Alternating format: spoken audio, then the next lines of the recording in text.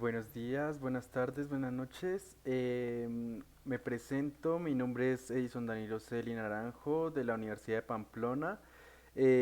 Hoy vamos a exponer sobre la evolución de la Tierra a lo largo de las eras.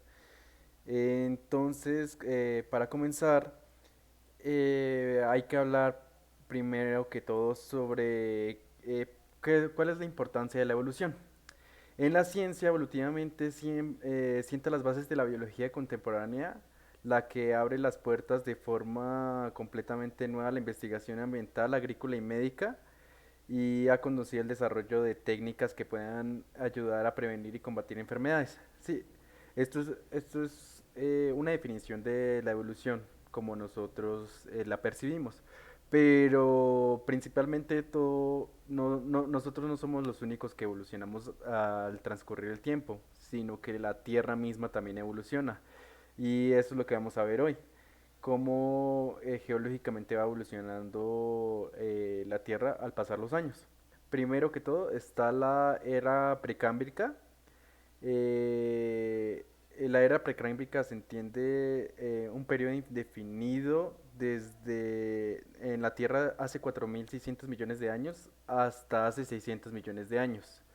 Esta se divide en tres formas, se puede decir. En el Ádico, que es la época de las elevadas temperaturas de la formación de la Tierra. El Araico, que se forman las primeras rocas ígneas y metamórficas y la atmósfera era carente de oxígeno en ese entonces. La Proterozoica, el tiempo de la vida inicial, aparecen las primeras formas de vida. Eh, la tectónica de esta era durante la Proterozoica se formó el supercontinente Pangea 1, que comprendía todos los bloques continentales de la Tierra y se mantuvo estable hasta que empezó a fragmentarse. Los principales acontecimientos que ocurrieron en esta era la formación de la corteza terrestre, extensa formación de montañas y acumulación de oxígeno libre. Después de esto pasamos a la era paleozoica. Esta era va desde hace 600 millones de años hasta hace 225 millones de años. Esta se divide por, por seis periodos: Cámbrico, Ordovícico, Silúrico, Devónico, Carbonífero y Pérmico. En el Cámbrico, la tectónica, los movimientos de la placa provocaban los fragmentos de Pangea 1 y la creación de nuevos océanos. La tectónica del Ordovícico, los continentes se aproximaban de nuevo y son tierras generalmente bajas. Em, la tectónica del Silúrico era que el océano entre Europa y Norteamérica se estaba cerrando. Los continentes por lo general son planos, pero empieza la orogénesis en Europa, América del Norte, Antártica y Australia. Esta era prácticamente cuando empezaron a haber cadenas montañosas y todo eso, se empezaron a formar en esta época. El Devónico en Europa choca con América del Norte formando el continente euroamericano y termina la orogenosis caledoniana. Eh, el carbonífero se produce la orogenia hercinina o barrisca que dará origen a la megacontinente de Pangea 2. Acá se puede ver el ejemplo de cuál era Pangea 2, cuando todos los continentes están unidos entre sí. En el Pérmico tiene unos acontecimientos muy importantes que ocurren en la Tierra, que es la extensa glaciación en el hemisferio sur. Se forman los más extensos depósitos de sal de la historia de la Tierra por la aridificación de los inmensos territorios de Pangea 2.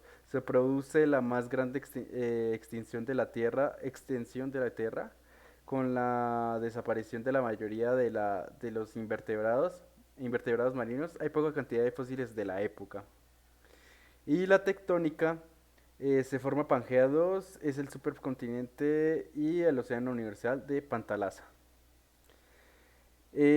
Como tercera era tenemos la era mesozoica, que es la más conocida por todos porque es la era donde los dinosaurios, los primeros seres vivos realmente grandes, y esto era ocurrido por la gran cantidad de oxígeno que había en esa época. Está dividida en tres épocas: la Triásica, el Jurásico y el Cretácico. Esta era va desde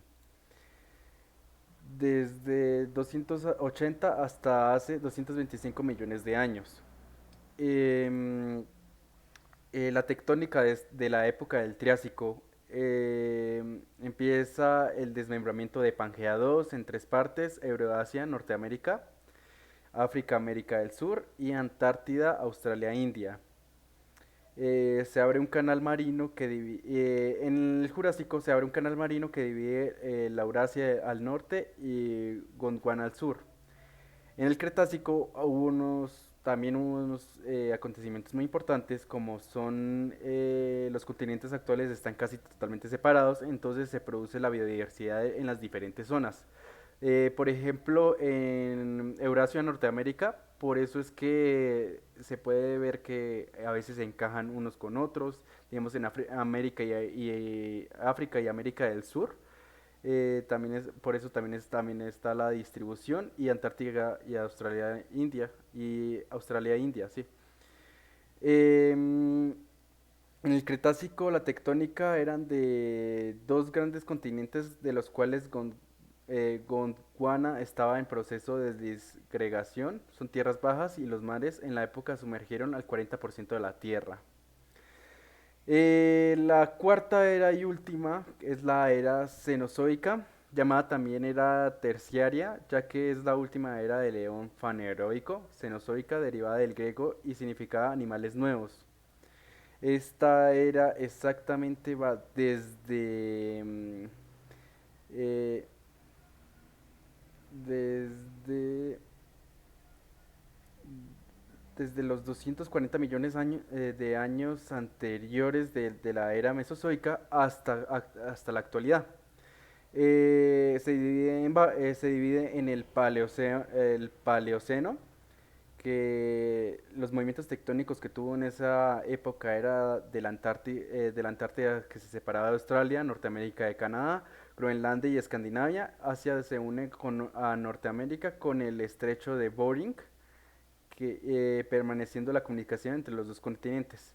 Esto era gracias al puente de hielo que había en esa época, y por eso algunas civilizaciones humanos migraron de Asia, porque está la teoría de que en África estuvieron las primeras civilizaciones humanas, entonces migraron desde Asia hasta Norteamérica por el puente de hielo que hubo entre Asia y Norteamérica.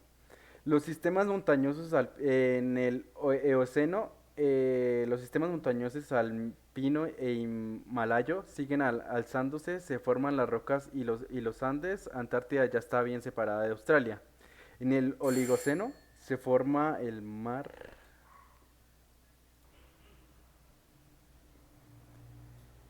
em, en el Oligoceno se forma el mar Mediterráneo y sigue la elevación de los Alpes, el Himalaya. En el Mioceno, América del Norte y el Sur se une con el Istmo de Panamá. El Mediterráneo pierde su abertura hacia el Atlántico, por eso se desertifica progresivamente. Los Alpes y el Himalaya, con el acercarse la India a Asia, siguen levantándose. En el Mioceno, no, perdón, en el Plioceno, el Mediterráneo vuelve a llenarse de agua y a comunicarse con el Atlántico. El Istmo de Panamá está bien conformado, permitiendo el pase entre las dos Américas, formación de la Sierra Nevada, y los Alpes siguen creciendo. El Plioceno, esta época se considera el empiezo del periodo cuaternario.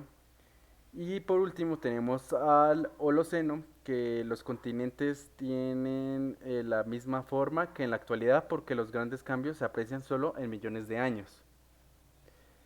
Y ese es el sentido de por qué los continentes pueden encajar uno con otro viéndolo desde esta forma, porque gracias a que antes estaba el gran continente y las placas tectónicas tuvieron también su relevancia para la división, es por eso que ahora también el planeta es apto para vivir y gracias a la disminución de oxígeno ya no hay animales ni plantas tan grandes como lo había en la era del Cretácico.